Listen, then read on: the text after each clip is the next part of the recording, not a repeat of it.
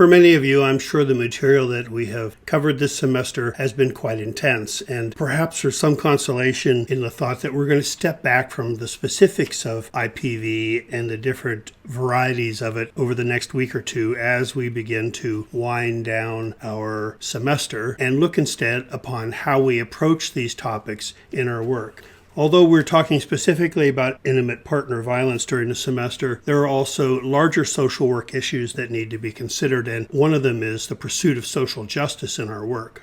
Although we have focused upon specifics in IPV during the semester, one of the things that has been prominent throughout the semester is the role that intersectionality plays in the field of intimate partner violence. And so one's gender, race, sexual orientation, age, ability level, appearance, and so on, all have roles to play in the kinds of treatment one receives when IPV is reported and when it's treated. And so we're going to take a look at how to go about pursuing social justice and some of the considerations that not only apply in IPV, but in all of our practice for that matter. Because we are, in this field in particular, advocating for those who are less powerful in society, and that is one of the things that social work does best. This material in large part comes from two textbooks that I didn't reference in the earlier lectures, and these are both the Eileen Gambrill text, Social Work Practice, and the Carger Stowe's text on American Social Welfare Policy. First, we ask ourselves, what is social justice? Because it has different meanings to different people. The standards that we use to judge social justice might vary depending upon the situation, and so it might help to think about social justice in these three ways. Distributive justice, for one, refers to fair outcomes, such as the distribution of pay. Many people believe that there's much less distributive justice for women and minority group members because they earn so much less than white males for doing the same work. Procedural justice is another type of social justice, and this refers to the fairness in how decisions are made. Examples might include ways to resolve conflicts or to determine the allocation of resources, also about decisions regarding hiring and admissions to college. Many people believe that a small group of people run America and reserve benefits to those that belong to their own group. Retributive justice, the root word being retribution, refers to fair punishment and how severe it should be. Take a look at the sentencing outcomes between white and black felons, for instance, and you're going to see that black felons serve longer jail sentences for committing the same crimes and with the same prior criminal records. We already noticed earlier in the semester that this has an impact upon the reporting of crimes in the African American community when intimate partner violence is involved. Another way to look at social justice is to compare equality to equity. Most likely you've seen this illustration before because it's become fairly prominent over the last few years. It compares what equality and equity is all about. Equality is when all members of society have the same resources and make use of those resources, but does not take into consideration any kind of handicaps or issues that are experienced by those members of society. And so the results are often very different. Equity, on the other hand, sees to it that the results, the outcomes, are more equal. And in the case of equity here, you see more resources may be needed for some persons in our society than others. Here's another view of the same concept, but with a few other things added. And there are many variations on the equality and equity illustration, but you see here it's added reality, which when you look at privilege in our society and oppression in our society, you can certainly see it played out here. And liberation, which really removes all barriers to equal access. This is a good way to look at social justice, I think, and doesn't require a lot of words to do it. The major issues that define social justice include such things as the dignity of people. The foundation of social justice is our belief in the inherent dignity of all people, and that is certainly one of the hallmarks of our code of ethics and our standards in the social work practice. Common good and community, how we organize our society economically, politically, legally, directly affects human dignity and the capacity of individuals in a society to grow in the community. This also involves social policy, something that we're often involved in our work. What options and opportunities exist for the poor? The moral test of a society is how it treats its most vulnerable members. And I would add to this not only the poor, but also the less powerful. Rights and responsibilities. Human dignity can be protected, and a healthy community can be achieved only when human rights are protected and responsibilities are met. More issues that define social justice, such things as the role of government. All people have a right and a responsibility to participate in political institutions so that government can achieve its proper goals. If you look further down on this list, you see, however, participation is also one of those issues that define social justice, because not all people have an opportunity to participate fully in society, and so a socially just society guarantees that all people have a right to participate in the economic, political, and cultural life of the society. Economic justice is another area that has to be considered. All workers have a right to productive work and to receive decent and fair wages and to function in safe working conditions. And we know that that is not the case across all economic classes. Promoting peace and disarmament. Peace requires mutual respect and a confidence among nations and requires agreements and working together to maintain peaceful solutions to problems.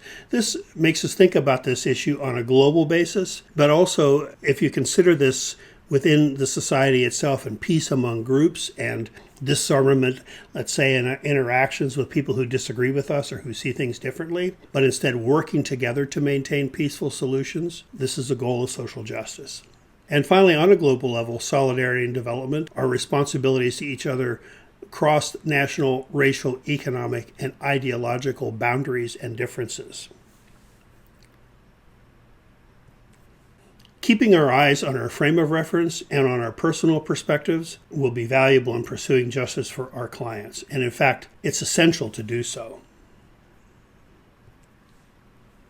How we view others impact how we help them. One issue that you may run into from time to time in your social work classes is the question about psychiatric labels. While they're helpful in communicating among professionals about certain aspects of a mental illness or a client situation, do those labels handicap the client in the long run? How we view others will impact how we help them. One example is the use of psychiatric labels and how it can hurt clients if it's misused or misunderstood. Can they help us to understand our clients better and to find ways to address their problems more effectively?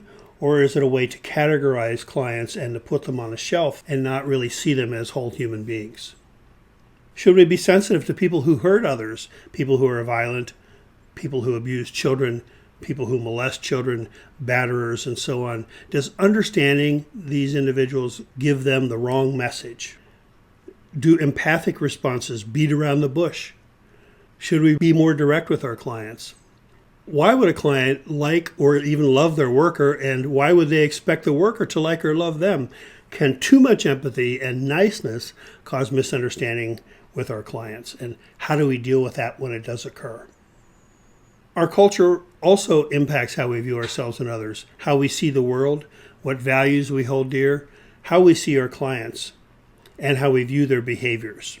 Our culture dictates our patterns and ways of behaving in response to a specific situation, and when those patterns and ways of behaving differ, sometimes this leads to misunderstanding among individuals. Culture is imparted to us through family, through school, through church, and other social institutions, and also through our peer group. And our culture defines significant roles and sets up expectations of behaviors displayed not only by ourselves, but also by other people that accompany them. So we have to ask ourselves some very basic questions, such as, how do I think and feel about myself? The ability to be comfortable with yourself is based on a variety of different factors. How do I deal with my own fundamental needs, the need for security, the need to accommodate the drive for growth, those emotional, physical, intellectual, social, spiritual parts of ourselves that need nurturance?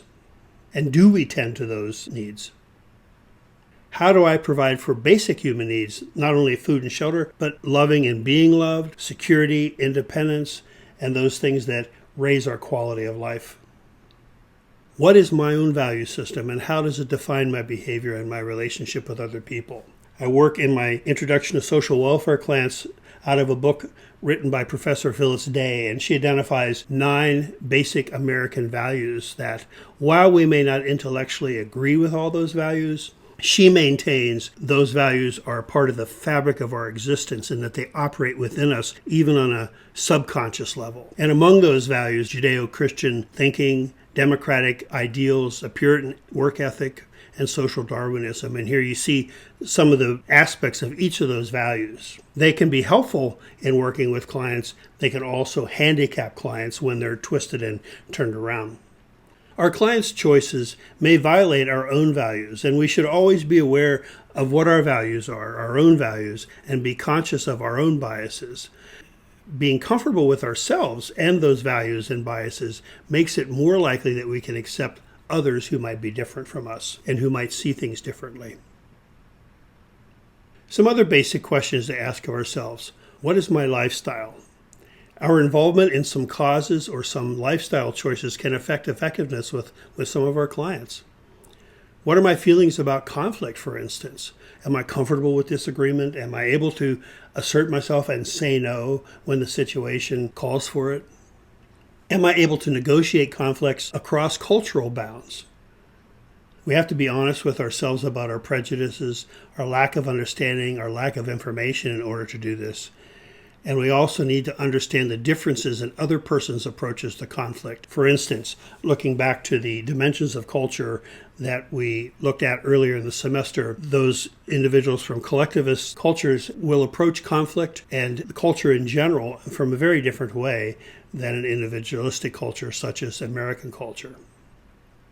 Can I acknowledge the oppression that others experience? And perhaps even more importantly, can I acknowledge the privilege in my own existence?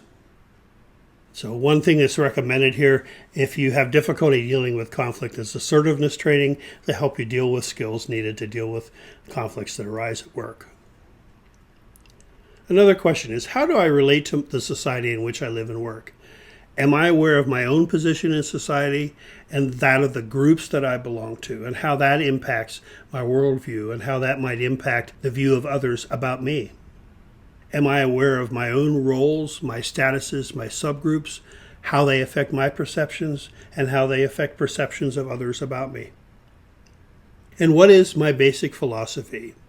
The overall basic philosophy of the human services profession and social work profession lies in a variety of humanistic beliefs, that we're social, interrelated, we all have intrinsic worth, that the group and the individual must both be considered, that we all have a need to grow to our potential, that we can be understood, and that we all have a capacity for change. Another question, what do I present and represent to those with whom I work? We have to know ourselves, certainly, but we also have to know that what we present to others with whom we work will also have an impact upon them. We may be perceived differently than the way we are in reality. People sometimes will react on the basis of their perceptions of the attitudes that you hold, not necessarily the real attitudes that you hold. And this is an area for communication that is very important in our work with others. We give hints by our behavior to those important things related to our self-image that we carry with us, and how we present our self-image can define how people treat us. We should always be sensitive to how we present, be able to evaluate these qualities honestly, and to correct any misunderstandings that might arise so that we can establish ourselves as we truly are through words and through deeds, and not through how we seem to be. This is important for us to also consider when working with other individuals, and particularly those who may disagree with us, how they present themselves and how does that relate to who they really are. A few slides about some ideas that might help you stay at it at work when times get tough, when the burden becomes great, to help you achieve what you want to achieve. First piece of advice, stay philosophical.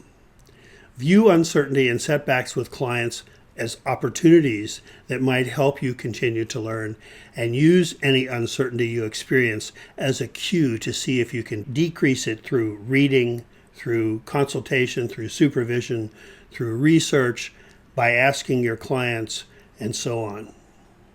Pay attention to the context in which you practice, the agency, the profession, and society so that you can avoid blaming either clients or yourselves for the limitations to opportunities and options that you have available to you. And also to identify promising directions that might lead you to more success. The philosophy of practice that you have is going to influence your job satisfaction, so always be aware of that. And keep in mind, in this job, this field, you never know whether you've done anything right, especially with kids. Recognize the limits of the help you can provide, and you will not be able to help all of the people you see, and this is very important for you to keep in mind. We might promise to solve the world's problems, but as Eileen Gambrill will say, utopian goals distract us from working in many small ways to minimize avoidable suffering and may encourage a drift into dysfunctional reactions. Keep yourself realistic. Don't expect unrealistic things of yourself or your clients. Your professional practice is influenced by the context in which it occurs. Take occasional timeouts to reflect on your practice and your philosophy and to keep a larger picture in mind, because this will help you resist the wearing down effect of the difficulties that you experience in your work environment and the limitations of resources at your fingertips. Pay attention to the interrelationship between personal troubles and environmental circumstances, and that is both for yourself and for your clients.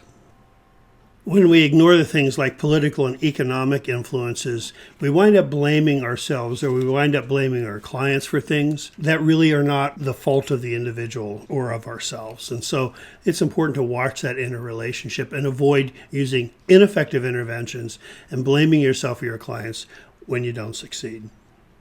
And take the steps you can to make changes that will improve your services.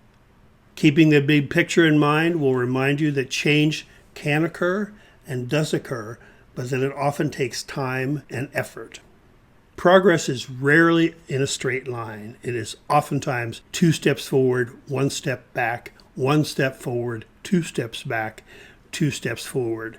But progress is always getting better and better, even though it's not a straight line to improvement.